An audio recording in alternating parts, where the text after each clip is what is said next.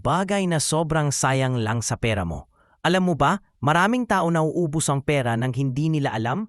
Minsan, maliit na gastos mas nakakasakit kaysa malaki. Kapag hindi mo bantayan, unti-unting nawawala ang ipon mo.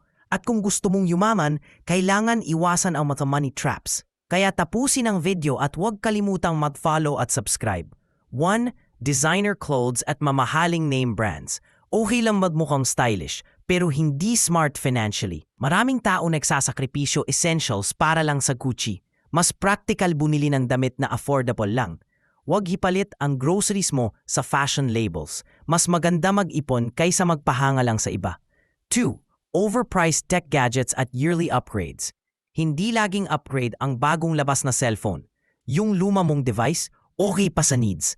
Walang saysay palit ng palit para modern. Mas makakatipid kung tatagal gadget sa gamit. Wealth grows kapag pinipigilan mo unnecessary tech purchases. 3. Credit card interest at hidden charges. Ang minimum payments, lalong nagpapalubog sa mahal na utang. Compounding interest, mabilis na nanakaw ang financial freedom mo. Bayaran buo balance para iwas endless payments. Huwag hayaan bangko kumita sa careless spending mo. Interest sa credit card, sayang na pera talaga. 4. Unused subscriptions na tuloy-tuloy kaltas buwan-buwan. Streaming services at gyms, kumakain ng pera mo. I-cancel yung hindi mo laging gamit o kailangan. Maliit na charges, tumatambak sa libo taon-taon. Regularly i-check at putulin hidden financial leaks. Minsan, free version sapat na kaysa premium subscription. 5. Lottery tickets na pangarap lang ibinibenta. Maraming nangangarap manalo, pero iilan lang succeed. Sobrang taas ng odds. Halos imposibleng manalo. Parang buwis sa mahirap ang lottery system. Mas mainam i-invest kaysa itapon sa swerte. Consistent saving mas siguradong daan papunta sa wealth.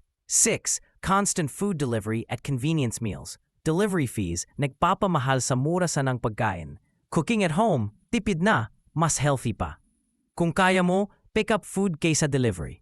Convenience ngayon, stress sa future finances mo. Matutong magluto kaysa sayangin pera sa labas. 7. Trendy exercise equipment na nagiging alikabok lang.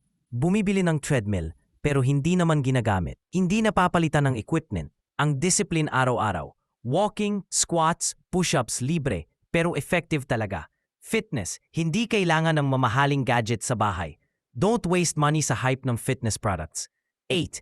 Expensive courses at overpriced weekend bootcamps. Maraming programs naniningil ng libo para growth.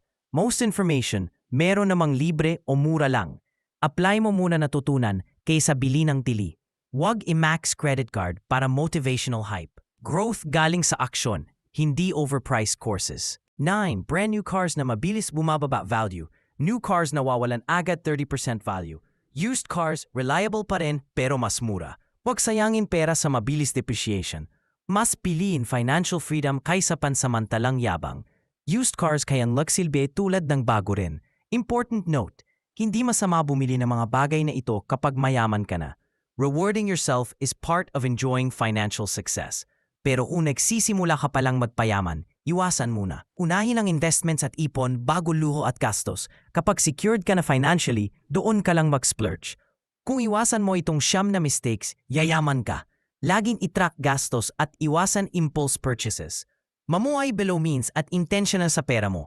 Dapat bawat piso mag-build ng wealth, not waste. Siguradong mas secured ang future kapag marunong mag-ipon.